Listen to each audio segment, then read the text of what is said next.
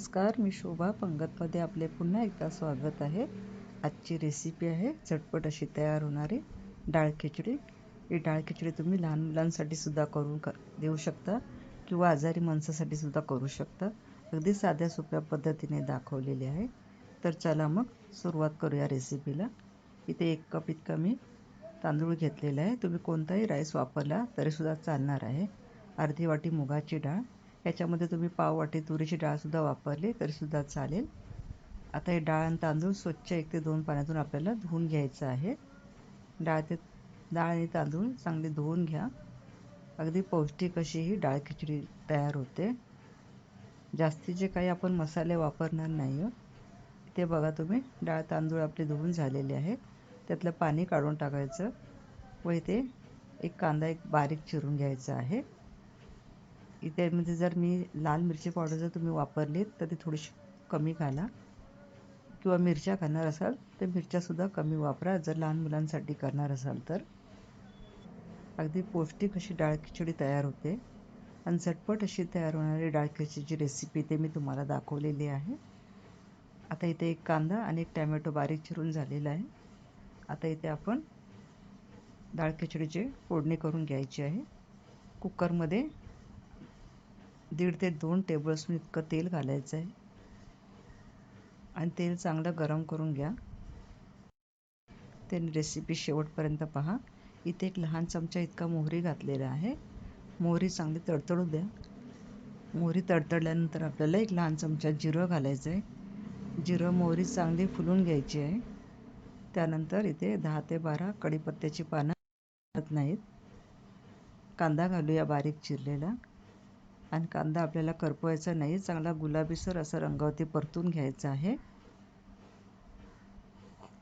माझ्या पंगत या चॅनलवरती जर तुम्ही नवीन असाल तर रेसिपी शेवटपर्यंत नक्की पहा आणि सबस्क्राईब केलं नसेल तर सबस्क्राईब करायला विसरू नका। इथे 1 चमचा इतकं मी आलं लसूण पेस्ट घातलेली आहे। कांदा परतून झालेला आहे। टोमॅटो घालूया। टोमॅटो सुद्धा चांगला मऊ होईपर्यंत आपल्याला परतायचा आहे। गॅसची फ्लेम आपल्याला मीडियम ठेवूया। गॅसची फ्लेम मीडियम ठेवा।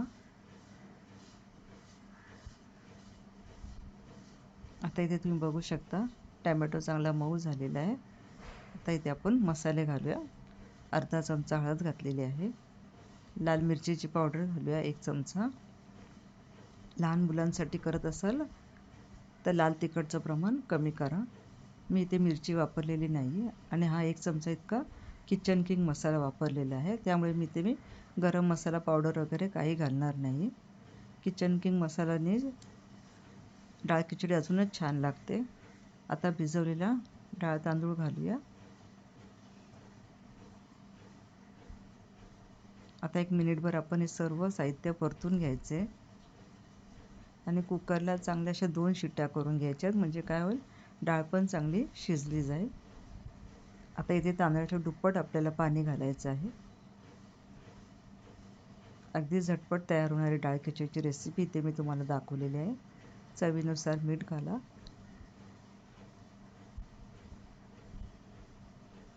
कुकरला झाकण लावून आपण 2 शिट्ट्या करून घेऊयात। मीडियम टू लो फ्लेमवरती आपल्याला कुकरच्या 2 शिट्ट्या करून घ्यायच्या आहेत।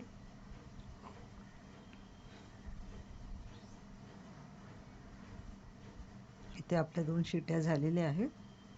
कुकरची वाफ गेल्यानंतर आपण इथे कुकर खोलून घेऊया।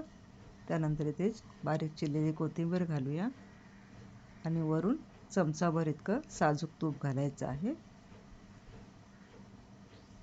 की नाही अशी सोपी आणि साधी सोपी रेसिपी डाळ खिचडीची तुम्ही एकदा नक्की करून पहा। आता डाळ खिचडी आपण एका प्लेटमध्ये सर्व करून घेऊ। चॅनलला सबस्क्राईब करायला मात्र विसरू नका। बेल आयकॉनला हिट करा, म्हणजे काय होईल माझी जी पहिली रेसिपी जी मी ज्यावेळेस अपलोड करेल त्याचं पहिलं नोटिफिकेशन तुम्हाला येऊन जाईल। आपली डाळ खिचडी तयार आहे। डाळ खिचडीची रेसिपी कशी वाटली?